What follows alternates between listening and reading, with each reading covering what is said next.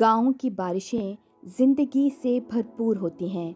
बादल कच्ची जमीन पर बरसते हुए दिल की बंजर जमीन पर भी यकसा असरात छोड़ते हैं। गीली मट्टी की खुशबू दिल से बादलों की खुशबू को साथ मिलाती है और इंसानों के हाल को मदहोश कर जाती है।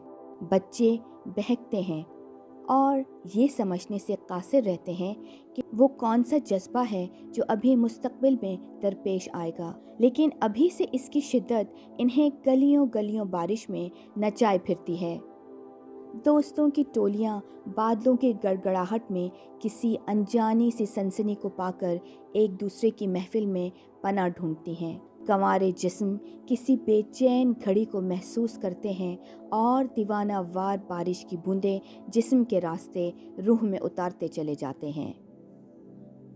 भीगते किसान एक लम्हे को फसलों की परवाह भूल जाते हैं और हलक में से आवाज़ निकालते हुए दूसरे किसानों के आधे नामों से एक दूसरे को बेवजह पुकारते हैं। जिस्म की डाली पक जाने वाली कंवारी लड़कियां आंखों में सीने सजाए पहली बारिश की बूंदों को हैरत से देखती हैं और बिजली की चमक से खौफजदा होकर बाबा फरीद गंजशकर को पुकारती हैं।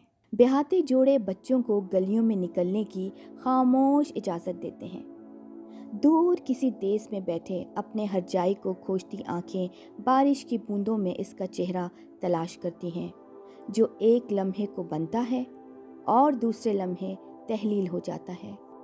गांव की बारिशें जिंदा बारिशें होती हैं। इन बारिशों के अक्स में हिज्र, वस्ल, उदास, दुख, सुख सब खुलकर बरसता है और हाल को बहा ले जाता है।